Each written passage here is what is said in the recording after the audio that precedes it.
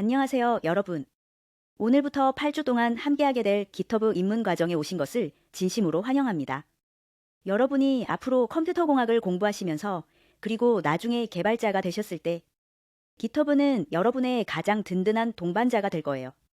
마치 페이스북이나 인스타그램처럼 개발자의 일상이 될 겁니다. 준비물은 아주 간단합니다. 노트북 한 대, 그리고 이메일 주소 하나면 됩니다. 이메일은 지메일, 네이버 메일, 다음 메일 등 어떤 것이라도 괜찮습니다. 기터브 가입 시 이메일 인증이 필요하기 때문에 수업 전 미리 로그인 가능한 상태로 준비해 주시면 좋습니다. 또한 모든 실습은 웹 기반으로 진행되기 때문에 복잡한 프로그램 설치는 필요 없습니다. 학교 PC나 개인 노트북 어디서든 접속만 하면 바로 따라 하실 수 있습니다.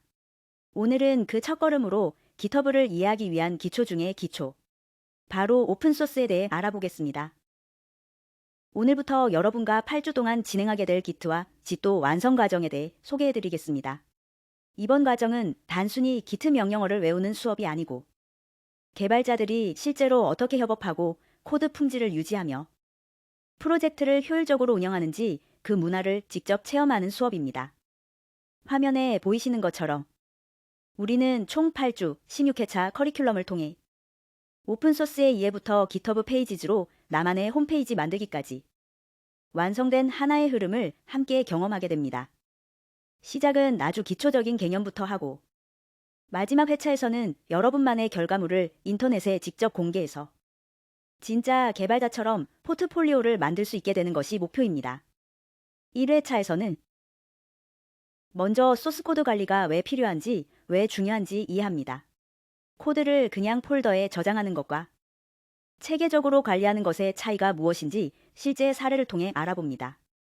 2회차에서는 예전에 많이 사용되던 CVS, SVN 같은 시스템과 지금 우리가 배우게 될 기트를 비교하면서 이트가 왜 현재의 표준이 되었는지 살펴봅니다.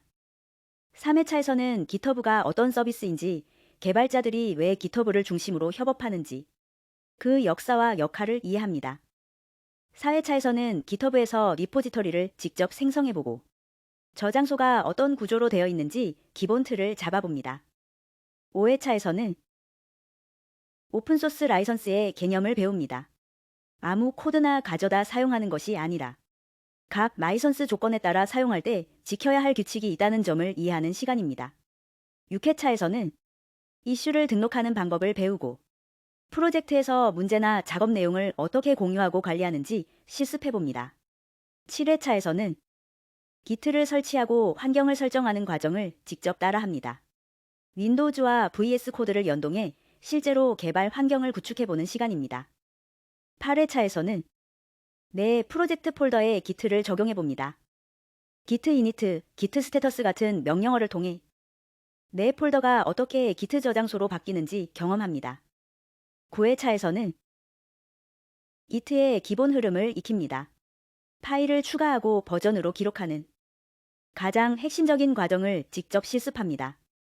10회차에서는 VS 코드에서 기트를 사용하는 방법을 배워보겠습니다. GUI 화면에서 변경 내용을 확인하고 기록하는 등 코드 편집기와 기트가 어떻게 통합되는지 경험하게 됩니다. 11회차에서는 브랜치의 개념을 배우고 왜 필요한지 설명합니다. 혼자 개발할 때와 여러 명이 함께 개발할 때 브랜치가 어떤 역할을 하는지 이해합니다. 12회차에서는 직접 브랜치를 만들고 이동하고 병합하는 실습을 진행합니다. 팀 프로젝트에서 변경 사항을 어떻게 안전하게 관리하는지 체험하는 시간입니다. 13회차에서 15회차에서는 기터브 원격 저장소 이해와 실습 시간을 갖도록 하겠습니다. 마지막으로 16회차에서는 최종적으로 기터브 페이지즈를 활용해 여러분만의 속에 포트폴리오 웹페이지를 만듭니다. 이 과정의 마지막 결과물이자 앞으로 사용할 수 있는 소중한 포트폴리오가 완성됩니다. 정리하자면 이 과정은 오픈소스 이해 기트 개념, 코드 관리, 협업, 나만의 웹페이지 완성. 이 흐름으로 쭉 이어지는 수업입니다. 8주 뒤 여러분은 기터브에서 프로젝트를 만들고 브랜치를 관리하고 팀원과 협업하고 웹페이지까지 배포할 수 있는 단계로 성장해 있을 거예요. 자, 오늘은 1회차 소스코드 관리의 필요성과 중요성 이해에 대해 배워보도록 하겠습니다. 소프트웨어를 개발할 때는 수많은 소스 코드를 다루게 됩니다. 그렇기 때문에 이 코드들을 어떻게 저장하고 체계적으로 관리하느냐가 매우 중요합니다. 소스 코드를 제대로 관리하지 않는다면 작은 실수 하나로도 프로젝트 전체에 문제가 생기거나 수많은 작업 내용이 사라지는 심각한 상황이 발생할 수 있습니다. 예를 들어 한 회사에서 개발자가 자신의 개인 PC에만 코드를 저장하고 있다고 해봅시다. 그런데 어느 날 하드디스크가 고장 나버리면 어떻게 될까요? 수개월간 작업한 코드가 한순간에 사라질 수도 있습니다. 또 다른 예로 컴퓨터가 악성 바이러스에 감염되어 모든 작업 파일이 손상된다면 어떨까요? 만약 다른 서버나 외부 저장소에 백업이 되어 있지 않다면 복구하기도 어렵고 프로젝트 전체가 멈춰버릴 수도 있습니다. 이런 이유로 우리는 소스 코드를 안전하게 관리하고 백업하는 체계를 반드시 갖춰야 합니다. 하지만 여기서 한 가지 더 중요한 점이 있습니다. 혼자 개발할 때는 문제가 덜하지만 여러 명이 함께 개발하는 협업 환경에서는 각자의 코드가 서로 충돌하지 않도록 관리하는 것이 훨씬 더 중요해집니다. 그래서 등장한 것이 바로 버전 관리 시스템입니다. 이 시스템은 우리가 작성한 모든 코드를 안전하게 저장하고 변경 이력을 추적하며 필요할 때 언제든지 이전 버전으로 되돌릴 수 있게 해주는 도구입니다. 이제 다음 슬라이드에서는 이러한 버전 관리 시스템이 어떤 원리로 동작하는지, 그리고 우리가 실제로 어떻게 코드를 관리할 수 있는지를 살펴보겠습니다. 이제 오늘 우리가 함께 배울 내용을 간단히 살펴볼까요? 오늘은 두 가지 주제를 중심으로 진행됩니다. 첫 번째는 소스 코드 관리가 무엇인지 알아보는 것. 두 번째는 실제 소스 코드 관리의 사례를 살펴보는 것입니다. 즉, 오늘 수업의 핵심은 단순히 개념을 외우는 게 아니라 이런 상황에서 소스 코드 관리가 필요하구나 하고 직접 느끼고 이해하는 것이에요. 그럼 오늘의 학습 목표를 정리해 볼까요? 첫째, 소스 코드 관리의 개념을 자신의 말로 명확히 설명할 수 있습니다. 둘째, 실제 사례를 보고 소스 코드 관리가 왜 필요한지, 그리고 어떻게 적용되는지를 이해할 수 있습니다. 오늘 수업은 이 두 가지 목표를 중심으로 진행될 거예요. 이제 바로 첫 번째 주제, 소스 코드 관리란 무엇인가 부터 시작해 보겠습니다. 본격적으로 소스 코드 관리 또는 형상 관리에 대해 알아보겠습니다. 오늘 이 파트에서는 세 가지를 중심으로 살펴볼 거예요. 첫째, 소스 코드 관리의 정의입니다. 형상 관리라는 말이 조금 낯설 수 있지만 이건 쉽게 말해 소프트웨어가 어떻게 바뀌어 왔는지를 기록하고 관리하는 활동이에요. 둘째, 왜 소스 코드 관리가 필요한가, 즉 필요성입니다. 이 부분에서는 여러 명이 함께 개발할 때 왜 형상 관리가 꼭 필요한지를 사례로 알아볼 거예요. 마지막 셋째, 소스 코드 관리의 기본 용어를 익힙니다. 이건 나중에 실습에서 자주 등장하는 말들이기 때문에 여기서 미리 익혀두면 GitHub를 사용할 때 훨씬 수월해질 겁니다.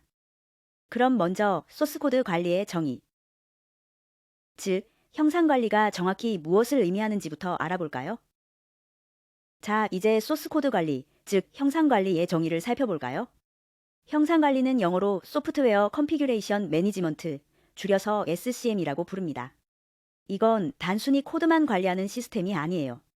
소프트웨어를 개발하거나 유지 보수하는 과정에서는 코드뿐 아니라 문서, 인터페이스, 데이터 파일 등 다양한 결과물이 계속 생기죠. 이런 결과물들의 모양을 만들고 그 변화를 체계적으로 기록하고 관리하는 활동이 바로 형상 관리입니다. 즉, SCM은 소스 코드의 변화 내용을 저장하거나 되돌리는 기능을 제공하고 여러 버전으로 나누어 관리할 수 있도록 도와줍니다. 뿐만 아니라 코드뿐 아니다. 개발 과정에서 생기는 요구사항 문서나 설계 문서 등도 함께 관리할 수 있어서 프로젝트 전체의 흐름을 추적할 수 있게 해줍니다. 또 각 시점에 맞춰 내부적으로 또는 공식적으로 배포한 버전을 기록해두기 때문에 이 시스템을 흔히 소프트웨어 버전 관리 시스템이라고 부르기도 합니다. 결국 이런 형상 관리가 잘 되어야 소프트웨어 개발이 효율적이고 안정적으로 진행될 수 있습니다. 즉, 형상 관리는 성공적인 프로젝트의 기본 토대라고 할 수 있겠죠. 방금 우리는 형상 관리가 무엇인지 개념적으로 살펴봤죠. 그럼 이번에는 왜 SCM이 꼭 필요한지, 특히 대규모 프로젝트에서는 어떤 역할을 하는지 예시로 살펴보겠습니다. 예를 들어 개발자 100명이 투입된 대형 소프트웨어 프로젝트를 생각해 볼게요. 하루에도 수십 개, 수백 개의 소스 코드 파일이 동시에 수정되고 저장됩니다. 그런데 만약 소스 코드 관리를 하지 않는다면 어떻게 될까요? 각자 자기 컴퓨터에만 파일을 저장하고 백업이나 관리가 제대로 되지 않으며 단 한 번의 실수로도 코드가 유실될 수 있습니다. 이렇게 되면 단순히 한 사람의 문제가 아니다. 프로젝트 전체 일정이 지연되고 품질에도 큰 영향을 주게 되죠. 반대로 소스 코드 관리를 너무 엄격하게 적용하면 또 다른 문제가 생깁니다. 관리 절차가 지나치게 복잡해지며 개발자들이 실제 개발보다 관리에 더 많은 시간을 쓰게 되고 결국 생산성이 떨어지게 됩니다. 그래서 중요한 건 균형이에요. 개발자의 노력을 최소화하면서도 소스 코드가 안정적으로 관리될 수 있는 효율적인 시스템이 필요합니다. 이때 바로 그 역할을 하는 것이 형상관리 시스템입니다. 즉, 대규모 프로젝트일수록 SCM은 선택이 아닌 필수라는 점 꼭 기억해 주세요. 지금까지는 여러 명이 함께 작업하는 대규모 프로젝트에서 형상관리가 왜 중요한지를 살펴봤습니다. 그렇다면 혼자서 하는 소규모 프로젝트에서는 어떨까요? 나 혼자 하는데 굳이 이런 시스템이 필요할까 하고 생각할 수 있죠. 하지만 실제로는 혼자일 때도 형상관리가 큰 도움이 됩니다. 예를 들어 혼자서 과제를 진행한다고 가정해 봅시다. 프로그램을 만들다 보면 여러 번 수정과 테스트를 반복하게 되죠. 이때 형상관리를 사용하면 원하는 최종 결과물이 완성될 때까지의 모든 소스코드 변경 과정을 체계적으로 기록하고 관리할 수 있습니다. 또 다른 예로 혼자서 간단한 앱을 개발할 때도 SCM을 활용하며 기능별로 버전을 구분해 저장해 둘 수 있습니다. 새로운 기능을 추가하다가 오류가 생기더라도 잘 작동하던 이전 버전으로 손쉽게 되돌릴 수 있죠. 즉, 형상관리는 팀 프로젝트뿐 아니라 개인 프로젝트에서도 필수적입니다. 혼자서 진행하더라도 개발 효율성을 높이고 문제 발생 시 빠르게 대응할 수 있는 기반이 되어줍니다. 결론적으로 소규모 프로젝트에서도 형상관리는 효율적인 개발을 위한 핵심 도구라고 할 수 있습니다. 이제 우리가 배운 형상관리 시스템, 즉 소스코드 관리 도구에는 어떤 종류가 있는지 살펴볼까요? 대표적으로 CVS, SVN 그리고 GT 있습니다. 예전에는 CVS와 SVN이 많이 사용되었지만 현재는 사실상 Git는 전 세계 표준으로 자리 잡았습니다. 이런 버전 관리 도구들은 단순히 코드를 저장하는 기능을 넘어서 언제 누가 어떤 부분을 수정했는지를 정확히 기록하고 필요할 때 이전 버전으로 되돌릴 수 있도록 도와줍니다.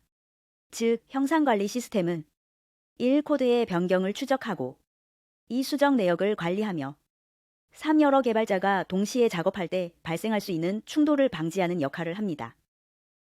예를 들어 한 프로젝트에서 여러 명이 동시에 같은 파일을 수정한다고 해봅시다. 만약 형상관리 도구가 없다면 누군가의 작업이 다른 사람의 코드 위에 덮어 씌워질 수 있겠죠.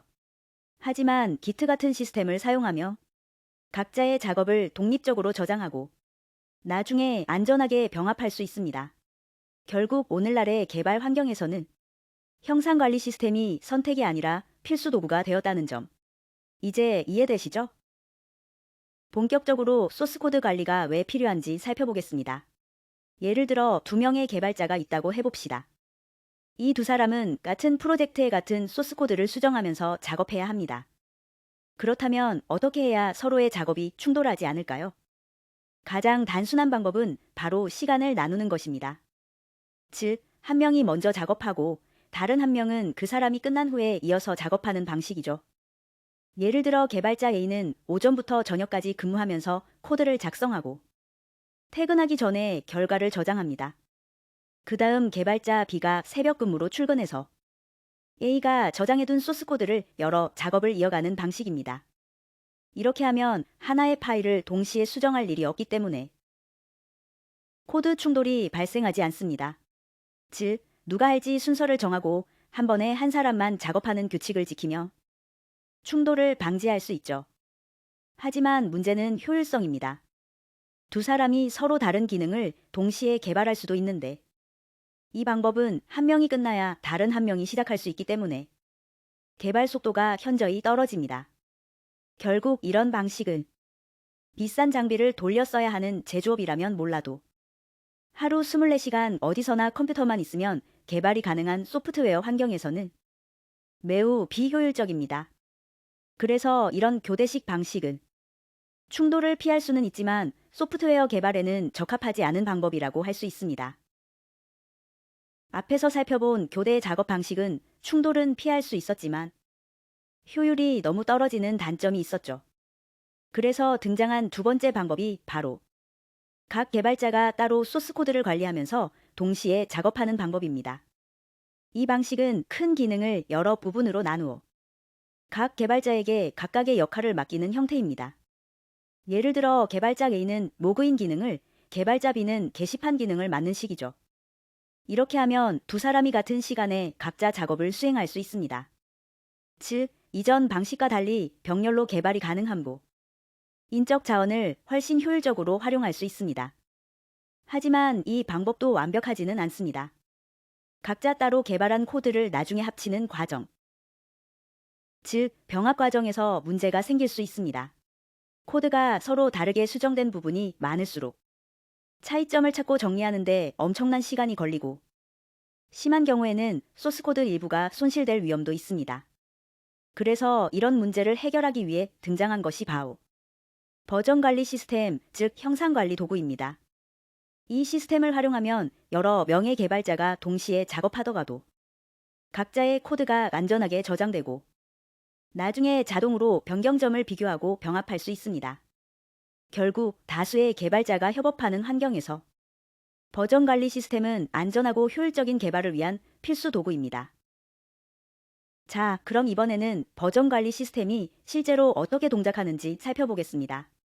먼저 개발자들이 함께 사용하는 중앙 저장소, 즉 소스코드 관리 서버가 있습니다. 이곳에는 프로젝트의 공식 버전이 저장되고 모든 수정 이력과 변경 내용이 기록됩니다.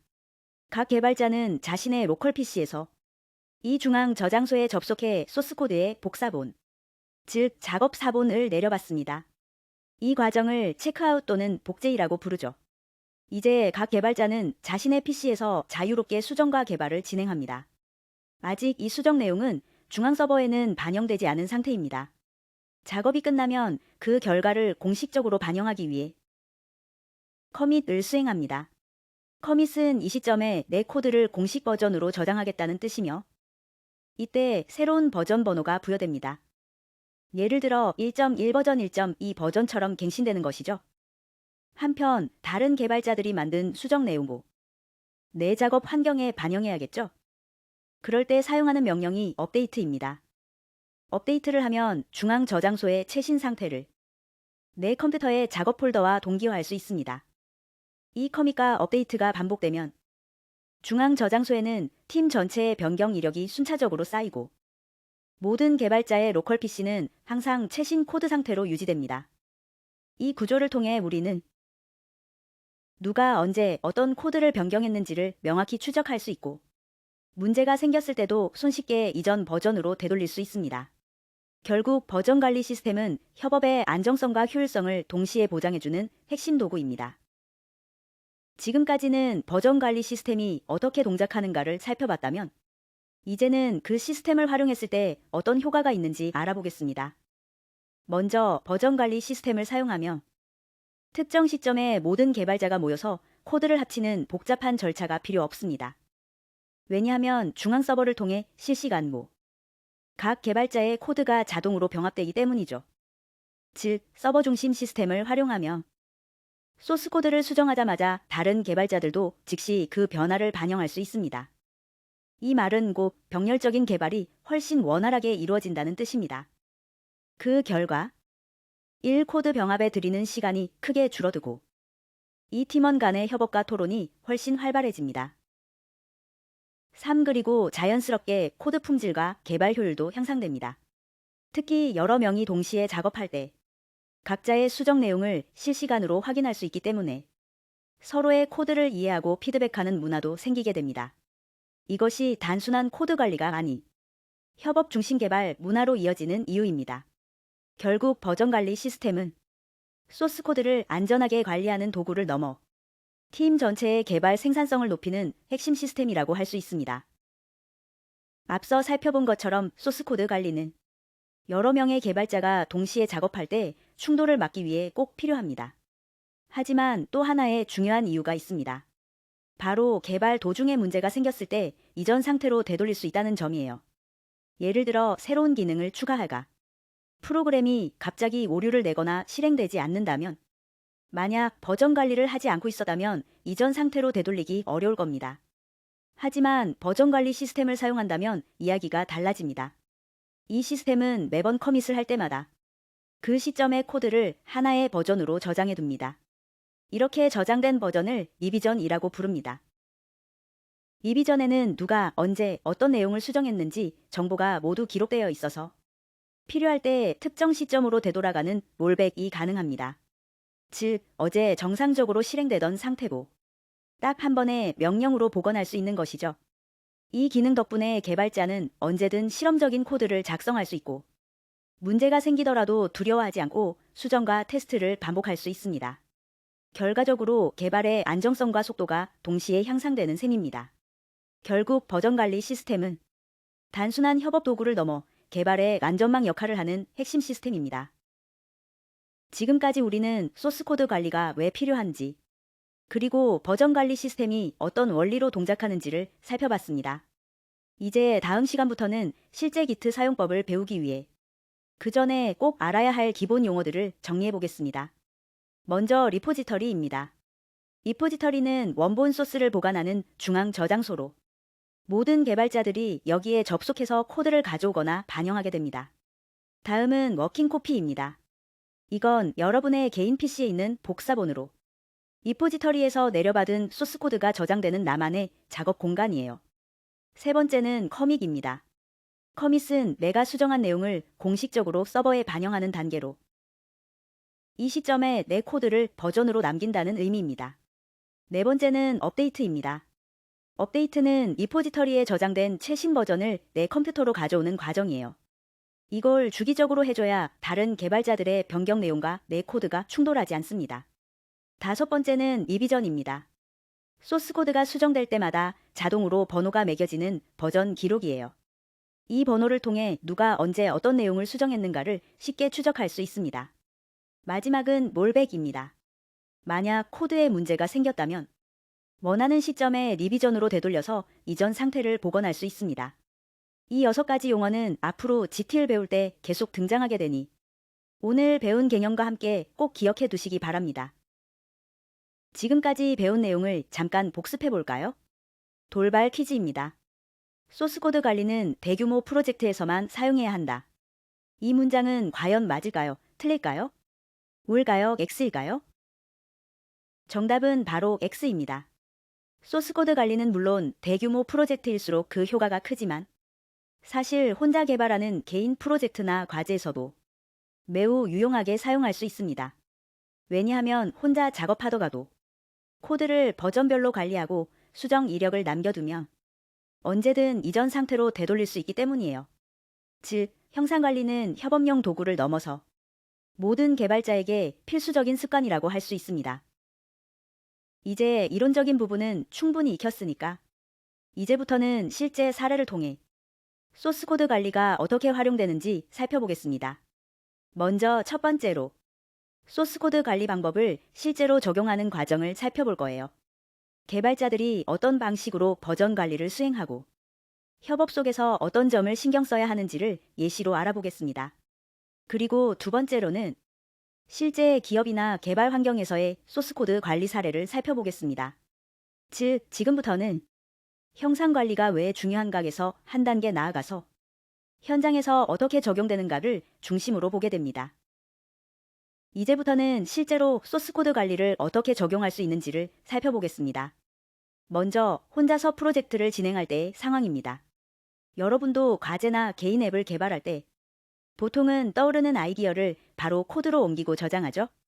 그 다음 기능을 하나 완성할 때마다 구조를 바꾸거나 다음 기능을 추가하면서 기존 코드를 조금씩 수정하게 됩니다. 이 방식은 빠르게 결과물을 만들 수 있다는 장점이 있습니다. 하지만 시간이 지나면 문제가 생깁니다. 어느 부분에서 오류가 발생했는지 찾기가 어렵고, 특히 구조를 여러 번 바꾸다 보면 이전에는 잘 됐던 기능이 왜 안 되지 하는 상황이 생기게 되죠. 그래서 개인 프로젝트라도 각 단계별 구현 내용을 버전별로 저장해 두는 것이 중요합니다. 예를 들어 버전 1에서는 로그인 기능, 버전 2에서는 회원가입 기능처럼 단계별로 커밋을 남겨두면 문제가 생겼을 때 쉽게 이전 정상 버전으로 롤백할 수 있습니다. 또 한 가지 중요한 점은 나중에 다른 사람에게 코드를 전달하거나 함께 작업하게 될 수도 있다는 겁니다. 이때 코드 안에 주석을 잘 달고 무엇을 왜 바꿨는지를 명확히 남겨두며 그 자체가 소통의 도구가 됩니다. 즉, 1인 프로젝트라도 지금의 나와 미래의 나가 협업한다고 생각하고 버전 관리를 습관화하는 것이 가장 좋은 방법입니다. 그렇다고 해서 개인 프로젝트를 할 때 너무 복잡한 관리 체계를 만들어서 적용할 필요는 없습니다. 예를 들어 소스코드 관리 정책을 문서로 만들어야 하나? 중간 서버를 따로 구축해야 하나? 이런 고민은 할 필요가 없어요. 혼자 진행하는 프로젝트에서 이런 절차를 모두 따르기 시작하면 오히려 개발의 속도와 창의성이 떨어질 수 있습니다. 즉, 관리의 에너지를 너무 많이 쓰며 정작 중요한 개발에 집중하기 어려워지는 거죠. 개인 프로젝트의 장점은 바로 빠른 실행력과 자유로운 구조 변경입니다. 그래서 이런 환경에서는 복잡한 규칙보다는 시점을 관리하는 기능 하나만 잘 활용해도 충분합니다. 즉, 언제 어떤 상태였는가만 잘 기록해두면 됩니다. 예를 들어 하루 단위로 커밋하거나 기능이 완성될 때마다 버전을 저장해두는 식이죠. 이렇게 하면 필요할 때 언제든 이전 버전으로 되돌아갈 수 있고 전체 개발 과정의 흐름도 한눈에 파악할 수 있습니다. 결론적으로 1인 프로젝트에서는 특별한 툴이나 복잡한 규칙보다 시점별 관리가 핵심이라는 점을 꼭 기억하세요. 이제는 혼자가 아닌 팀으로 진행하는 사내 프로젝트의 경우를 살펴보겠습니다. 사내 프로젝트는 여러 명의 개발자가 동시에 하나의 프로그램을 개발하기 때문에 무엇보다 중요한 건 서로의 코드가 충돌하지 않도록 관리하는 것입니다. 이 부분이 개인 프로젝트와 가장 큰 차이이자 가장 신경 써야 하는 포인트입니다. 예를 들어 한 명은 로그인 기능을 수정하고 다른 사람은 데이터베이스 구조를 바꾼다면 두 사람이 동시에 코드를 저장할 때 충돌이 생길 수 있습니다. 이런 상황을 방지하기 위해 소스코드 관리 규칙과 통합 절차를 정해두는 게 필수입니다. 또한 사내 프로젝트에서는 보안도 매우 중요한 요소입니다. 소스코드 관리 서버는 외부에서 접속되지 않도록 내부망에 설치하고 외부 개발자나 협력업체가 접근할 경우에는 계정 권한을 세분화해서 관리해야 합니다. 즉, 모든 개발자가 마음대로 반영할 수 있는 것이 아니라 최종 검토자나 팀리더가 코드를 확인한 후 문제없는 코드만 반영되도록 해야 합니다. 이런 절차를 통해 품질과 보안을 동시에 유지할 수 있습니다. 마지막으로 여러 사람이 함께 코드를 작성하다 보면 코딩 스타일이 제각각이 되기 쉽습니다. 그래서 가독성이 높은 코드 스타일 가이드를 만들어 정기적으로 리뷰하는 것이 중요합니다. 정리하자면 사내 프로젝트의 핵심은 1. 코드 충돌 방지, 2. 보안 관리, 3. 코드 품질 유지 이 세 가지를 동시에 달성하는 데 있습니다. 이제 마지막으로 오픈소스 프로젝트에서의 소스코드 관리 방법을 살펴보겠습니다. 오픈소스란 말 그게요. 누구든지 언제나 소스코드를 볼 수 있고 수정하거나 개선한 뒤 반영할 수 있는 소스를 의미합니다. 즉, 특정 회사나 개인이 독점하지 않고 전 세계 개발자들이 함께 만들어가는 협업의 형태입니다. 하지만 오픈소스는 참여자가 정해져 있지 않습니다. 누가 언제 몇 명이 들어올지 예측할 수 없기 때문에 항상 서버가 안정적이고 트래픽을 감당할 수 있도록 관리되어야 합니다. 예를 들어 GitHub 같은 플랫폼이 바로 그런 역할을 하고 있죠. 이렇게 많은 사람들이 참여하는 만큼 소스코드를 반영하는 과정에는 명확한 의사결정 체계가 필요합니다. 단순히 누구나 수정 가능한 것이 아니라 수정된 내용이 프로젝트에 실제로 반영될지 결정하는 절차가 있어야 합니다. 이 과정을 통해 다양한 스타일의 코드가 안정적으로 동작하고 집단지성이 효율적으로 발휘될 수 있습니다.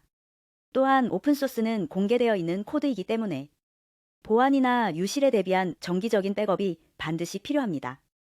한 번의 서버 장애로 수년간의 코드가 사라질 수도 있으니까요. 그리고 수많은 개발자가 참여하는 만큼 코딩 스타일이 제각각일 수 있습니다. 따라서 너무 다양한 스타일을 허용하지 않도록 코드 포매팅 규칙과 리뷰 절차를 만들어 가독성을 높이고 유지 보수를 쉽게 해야 합니다. 마지막으로 중요한 점은 오픈소스는 열린 참여가 생명입니다. 참여자가 주면 결국 몇몇 사람만의 프로젝트가 되어버리죠. 따라서 누구나 쉽게 참여할 수 있도록 문서화와 가이드라인을 제공하고 커뮤니티 활동을 유지하는 것이 매우 중요합니다. 결국 오픈소스 프로젝트의 핵심은 개방성과 안정성 그리고 지속적인 참여입니다. 이 세 가지가 균형을 이룰 때 GitHub 같은 전 세계적인 오픈소스 생태계가 유지되는 것이죠. 지금부터는 잘못된 소스코드 관리 사례를 살펴보겠습니다. 이 부분은 실제 현장에서 자주 발생하는 실수이기도 합니다. 먼저 가장 심각한 단계는 소스코드를 전혀 관리하지 않는 경우입니다. 이런 경우 프로젝트를 진행한 개발자가 회사를 떠나며 그 즉시 개발이 중단될 수밖에 없습니다. 또 소스코드가 유실되거나 오류가 생겼을 때 복구할 방법이 전혀 없는 상황이 벌어집니다. 그래서 어떤 팀은 단순히 날짜별로 압축해서 서버에 저장하는 방식으로 백업만 해두기도 하는데요. 이건 사실상 관리가 아니라 단순 저장에 불과합니다. 누가 언제 무엇을 바꿨는지 전혀 알 수 없기 때문이죠. 또 다른 문제는 코딩 스타일 관리가 전혀 없는 경우입니다. 개발자마다 코드 스타일이 제각각이며 한 줄 수정할 때마다 다른 부분까지 바뀌는 일이 생깁니다. 결국 가독성이 떨어지고 협업이 거의 불가능해집니다. 그리고 테스트를 하지 않고 코드를 바로 반영하는 경우도 있습니다. 이건 아주 위험합니다. 단위 테스트 없이 코드를 올리면 동작하지 않는 코드가 실제 버전에 반영되어 전체 시스템이 멈출 수도 있습니다. 또 회사 차원에서 버전 관리 툴에 투자하지 않는 경우도 있습니다. 그냥 서버에 파일 복사해두면 되잖아라고 생각하는 거죠. 하지만 Git, SVN 같은 도구를 사용하지 않으며 누가 언제 어떤 변경을 했는지 추적할 수 없고 문제 발생 시 되돌리기도 어렵습니다. 마지막으로 소스코드 품질 관리가 소홀한 경우입니다. 전역 변수 남용, 검증되지 않은 코드, 복사해서 붙여넣은 불필요한 함수들이 늘어나면서 결국 실행은 되지만 언제 오류가 터질지 모르는 불안한 코드가 됩니다. 결국 이런 문제들은 모두 검증 절차의 부재에서 비롯됩니다. 그래서 반드시 소스코드를 반영하기 전에 선임 개발자의 리뷰와 테스트 검증 절차가 있어야 합니다. 이것이 프로젝트의 품질과 안정성을 지키는 첫걸음입니다. 이제 마지막으로 구글의 소스코드 관리 사례를 살펴보겠습니다. 구글은 어떤 도구를 쓰느냐보다 어떤 원칙으로 관리하느냐를 훨씬 더 중요하게 생각합니다. 즉, 툴은 단지 수단일 뿐이고 원칙이 명확해야 협업이 제대로 이루어진다는 것이죠. 구글의 가장 큰 특징은 모든 제품의 소스코드를 하나의 저장소에서 관리한다는 점입니다. 이 방식을 모노레포라고 부르는데요. 현재 구글의 코드 중 약 95%가 이 단일 저장소 안에 있습니다. 이렇게 하면 코드가 여러 저장소로 흩어지지 않고 모든 개발자가 동일한 기준과 구조 안에서 작업할 수 있습니다. 덕분에 코드의 일관성이 유지되고 새로운 기능을 추가하거나 수정할 때도 훨씬 효율적입니다. 또 하나 주목할 점은 구글은 코드의 성능보다 가독성과 유지 보수성을 우선한다는 점입니다. 즉, 코드가 아무리 빠르게 실행되어도 다른 개발자가 이해하지 못한다면 좋은 코드가 아니라는 거죠. 실제로 구글은 코드가 잘못되어 $100만 손해를 보더라도 읽기 쉬운 코드라면 $300만 써서라도 수정할 가치가 있다고 말할 정도입니다. 이 원칙을 실천하기 위해 구글에는 소스코드 청소팀이 따로 있습니다. 이 팀은 오래된 코드나 불필요한 코드를 정리하고 자동화된 검사 도구로 스타일을 통일시킵니다. 또한 구글에서는 문서화 자동화와 코드 리뷰 문화가 강하게 정착되어 있습니다. 모든 코드는 리뷰 과정을 거쳐야만 반영되고 리뷰 자체가 개발자의 학습 과정이기도 합니다. 즉, 구글에서는 코드가 곧 문서이며 문서가 곧 코드인 셈입니다.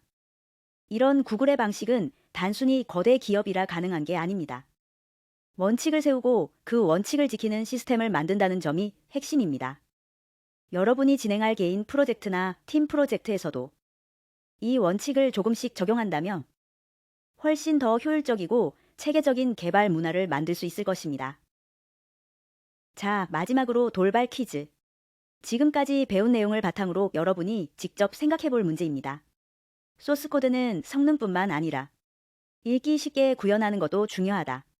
이 문장은 맞을까요? 틀릴까요? 정답은 O 맞습니다. 소스 코드를 작성할 때 빠르게 동작하는 것도 물론 중요하지만 그보다 더 중요한 건 읽기 쉽고 유지보수가 쉬운 코드입니다. 가독성이 떨어지는 코드는 시간이 지나면 수정이나 개선이 거의 불가능해지고 결국 유지보수 비용이 훨씬 더 커지게 됩니다. 그래서 구글 같은 대형 기업에서도 코드를 얼마나 효율적으로 실행시키느냐보다 얼마나 쉽게 이해하고 고칠 수 있느냐를 더 중요하게 생각하죠. 결국 좋은 코드란 빠른 코드가 아니라 읽히는 코드입니다. 이 점을 꼭 기억해 두세요. 자, 이제 간단하게 오늘 배운 내용을 복습해 보겠습니다. 화면에 보이는 문제를 함께 읽어볼까요? 소프트웨어 형상관리 툴이 아닌 것은 무엇일까요? 보기에는 1번 CVS, 2번 SVN, 3번 기트, 4번 파이어폭스가 있습니다. 자, 여러분이 보기엔 어떤 게 정답일까요? 잠깐 생각해 보세요. 네, 정답은 4번 파이어폭스입니다. CVS, SVN, 기트는 모두 소프트웨어 형상 관리 도구입니다. 즉, 우리가 앞서 배웠던 코드의 변경, 이력 관리나 협업을 위한 버전 추적을 할 수 있는 도구들이죠. 반면 파이어폭스는 웹 브라우저입니다. 즉, 형상 관리와는 전혀 관련이 없는 프로그램이에요. 정리하자면 CVS, SVN, 기트는 소스코드의 버전을 관리하고 협업을 지원하는 도구. 파이어폭스는 웹을 탐색하기 위한 브라우저로 개발 도구가 아니라는 점. 이 차이점을 명확히 기억해두면 좋겠습니다. 다음 중 롤백의 설명으로 옳은 것은 무엇일까요? 보기에는 4가지가 있네요. 1번, 작업 디렉터리의 사본을 특정 리비전 시점으로 되돌리는 단계. 2번, 원본 소스를 저장하고 있는 저장소. 3번, 원본 저장소로부터 내려받은 소스 코드가 있는 내 PC의 사본 저장 장소. 4번, 원본 저장소에 가장 최신 정보를 가져오는 단계. 자, 잠깐 생각해 볼까요? 롤백이라는 단어 어떤 느낌이었죠? 뒤로 되돌린다, 이전 상태로 복원한다는 뜻이었죠. 그렇다면 정답은 바로 1번. 작업 디렉터리의 사본을 특정 리비전 시점으로 되돌리는 단계입니다. 롤백은 코드 수정 후 문제가 생겼을 때 이전 버전으로 되돌리는 기능을 의미합니다. 즉, 최신 코드에서 버그가 발생했을 때 안정적으로 동작하던 시점으로 되돌아가는 과정이죠. 나머지 보기도 한번 짚어보겠습니다.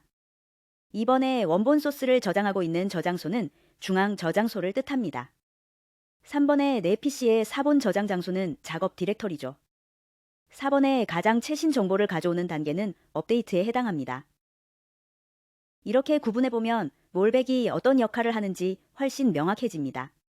마무리하자면 롤백은 잘못된 코드나 오류를 복원하고 이전 정상 버전으로 돌아가는 기능입니다. 이 기능 덕분에 개발자는 위험 부담 없이 새로운 시도를 해볼 수 있게 됩니다. 자, 이제 오늘 배운 내용을 정리해 보겠습니다. 오늘은 소스코드 관리, 즉 형상 관리에 대해 배웠습니다. 먼저 소스코드 관리의 정의입니다. 소스코드 관리는 소프트웨어를 개발하거나 유지 보수하는 과정에서 발생하는 각종 결과물들, 예를 들어 소스코드, 문서, 인터페이스 같은 것들에 대해 형상을 만들고 그 형상의 변경 내역을 체계적으로 관리하는 활동을 말합니다. 즉, 코드를 단순히 저장하는 게 아니다. 누가 언제 어떤 부분을 수정했는지 변경 이력을 관리하고 추적하는 게 핵심이에요. 두 번째는 소스코드 관리의 필요성입니다. 소스코드는 여러 사람이 함께 작업하면서 끊임없이 수정됩니다. 이때 서버 중심 시스템을 사용하며 여러 명이 동시에 작업하더라도 실시간으로 코드를 합치고 확인할 수 있습니다. 이런 방식은 협업과 토론을 더 활발하게 만들어주고 결과적으로 소프트웨어 개발의 효율성과 품질을 모두 높여줍니다. 세 번째는 소스코드 관리의 기본 용어입니다. 이 부분은 용어 그대로 이해해두면 다음 실습 시간에 도움이 됩니다. 리포지터리, 소스코드가 보관되는 중앙 저장 공간입니다. 워킹 코피, 각 개발자가 자신의 PC로 내려받은 복사본이에요. 커밋, 수정한 내용을 저장소에 반영하는 과정입니다. 업데이트, 저장소에 최신 버전을 내 작업 폴더로 가져오는 과정이에요. 리비전, 코드가 변경될 때마다 자동으로 부여되는 버전 번호입니다. 롤백, 문제가 생겼을 때 이전 정상 상태로 되돌리는 기능이에요. 이 6가지는 실습에서 자주 등장할 핵심 키워드입니다. 다음으로 소스코드 관리의 실제 적용 사례를 살펴봅시다. 먼저 관리 방법을 적용할 때의 기본 원칙입니다. 코드를 변경할 때마다 항상 추적 가능하도록 정책을 세우고, 코드는 성능뿐 아니라 가독성이 좋아야 협업이 쉬워집니다. 그리고 이러한 체계적인 관리가 이루어지며 규모가 큰 프로젝트도 안정적으로 운영할 수 있습니다. 이제 실제 사례로 구글의 소스코드 관리 원칙을 살펴보겠습니다. 구글은 수천 명의 개발자가 동시에 다양한 제품을 개발하기 때문에 모든 소스코드를 하나의 중앙 저장소에서 관리합니다. 이 방식은 코드의 일관성을 유지하고 모든 팀이 동일한 기준으로 협업할 수 있도록 도와줍니다. 또한 구글은 성능보다 유지 보수성과 가독성을 우선시합니다. 즉, 코드가 빠르기만 한 것이 아니다. 누구나 쉽게 읽고 수정할 수 있는 구조를 더 중요하게 생각합니다. 이를 위해 구글 내부에는 코드를 정리하고 품질을 유지하는 코드 클린업 팀이 운영되고 있습니다. 이 팀은 불필요한 코드나 중복된 부분을 제거하고 코딩 스타일이 일관되게 유지되도록 관리합니다. 또한 최근에는 문서화 자동화 시스템을 강화하여 코드에 주석을 달면 관련 문서가 자동으로 생성되도록 하고 있습니다. 덕분에 개발자들이 별도의 문서를 작성하지 않아도 코드와 문서가 항상 동기화된 상태를 유지할 수 있습니다. 마지막으로 구글은 코드 리뷰 문화를 매우 강조합니다. 모든 코드 변경은 반드시 다른 개발자의 검토를 거쳐야 하고, 이 과정을 통해 오류를 줄이고 코드 품질을 지속적으로 개선합니다. 정리하자면 구글의 사례는 소스코드 관리가 단순한 저장이 아니다. 지속적인 품질 관리와 협업의 문화라는 점을 보여줍니다. 우리도 앞으로 프로젝트를 진행할 때 이러한 원칙 버전 관리, 코드 가독성, 문서화, 코드 리뷰, 이 4가지를 실천한다면 훨씬 더 효율적이고 신뢰할 수 있는 개발을 할 수 있을 것입니다. 수고하셨습니다.